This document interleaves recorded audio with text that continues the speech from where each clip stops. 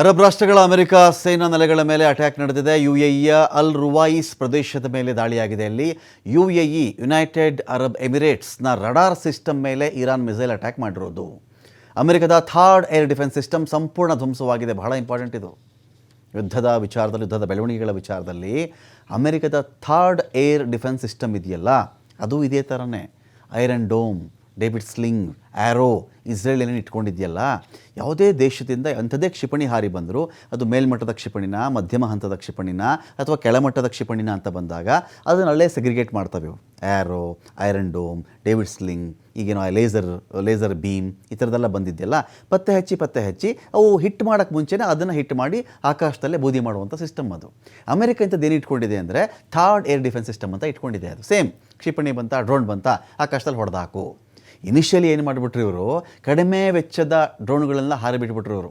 ಇರಾನ್ನವರು ಕಡಿಮೆ ವೆಚ್ಚದ ಹಾರಿಬಿಟ್ಟಾಗ ಅವರು ವಾರ ಜೋಶಲ್ಲಿ ಇರ್ತಾರಲ್ಲ, ಅಮೆರಿಕ ಇಸ್ರೇಲ್ ಎಲ್ಲರೂ ಕೂಡ ಕಾಸ್ಟ್ಲಿ ಇದು. ಇವ್ರದ್ದು 20 ಲಕ್ಷದ ಹಾಳು ಮಾಡೋಕ್ಕೆ 2 ಕೋಟಿ, 3 ಕೋಟಿ, 4 ಕೋಟಿ, 5 ಕೋಟಿ ಎಲ್ಲ ಖರ್ಚು ಮಾಡಿಬಿಟ್ಟಿದ್ದಾರೆ ಅವರು. ಹೋಗೋದು ಇವ್ರದ್ದು 20 ಲಕ್ಷ. ಇದನ್ನು ವಾರಲ್ಲಿ ಅವ್ರಿಗೆ ವಾರ್ ಎಕಾನಮಿ ಲಾಸ್ ಮಾಡುವಂತೆ ಮಾಡಿದ್ದು, ಅವರ ಶಸ್ತ್ರಾಗಾರ ಬರಿದು ಮಾಡುವಂತೆ ಮಾಡಿದ್ದು, ಆರ್ಥಿಕವಾಗಿ ಅವರ ಶಸ್ತ್ರಾಗಾರದ ಮೇಲೆ ಹೊಡೆತ ಕೊಡುವಂಥ ಪ್ಲಾನನ್ನು ಕೂಡ ಇರಾನ್ ಮಾಡಿಕೊಂಡಿತ್ತು.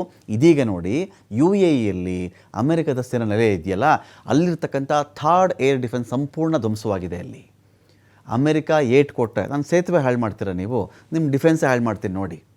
ಸೇತುವೆ 3800 ಕೋಟಿ ಅಂತ ಇದೆ. ಇಂಥ ಥರ್ಡ್ ಏರ್ ಡಿಫೆನ್ಸ್ಗಳು ಕೂಡ ಕಡಿಮೆ ಬೆಲೆ ಇರಲ್ಲ. ಒಂದು ಹಾಳು ಮಾಡಿದ್ರೆ ಓಕೆ, ಅನೇಕ ಕಡೆ ಹಾಳು ಮಾಡಿಬಿಟ್ರೆ. ಅಮೆರಿಕದ ಏಟಿಗೆ ಪ್ರತ್ಯುತ್ತರವನ್ನು ಕೊಡ್ತಿರೋದು ಇರಾನ್. ಈ ವಿಚಾರದಲ್ಲಿ ಇದು ಗಮನಾರ್ಹ. ಇರಾನಲ್ಲಿ ಏನೂ ಉಳಿದಿಲ್ಲ, ಇರಾನ್ ವಾಯುಪಡೆ ಹಾಳು ಮಾಡಾಕಿದ್ದೀವಿ, ಇರಾನ್ ಸೇನೆಯಲ್ಲೇ ಹಾಳು ಮಾಡಿದ್ದೀವಿ, ಇರಾನ್ದಿನ್ನೇನು ಶಕ್ತಿನೇ ಇಲ್ಲ ಅವ್ರಿಗೆ. ಇದೆಲ್ಲ ಮಾತಾಡ್ತಾ ಇರಬೇಕಾದ್ರೆ ಏನು ಏರ್ ಸಿಸ್ಟಮ್ನೇ ಹೊಡೆದು ಹಾಕ್ತಾ ಇದ್ದಾರೆ, ರೆಡಾರ್ ಹೊಡೆದು ಹಾಕ್ತಾ ಇದ್ದಾರೆ, ಮೊಸಾದ್ ಆಫೀಸ್ನೇ ಹೊಡೆದು ಹಾಕ್ತಿದ್ದಾರೆ ಎಂದಾಗ ಇನ್ನೇನೋ ಇರಬೇಕಾ ಇರಾನಲ್ಲಿ ಅಂತ ಕೂಡ ಒಂದು ಪ್ರಶ್ನೆ ಇಲ್ಲಿದೆ.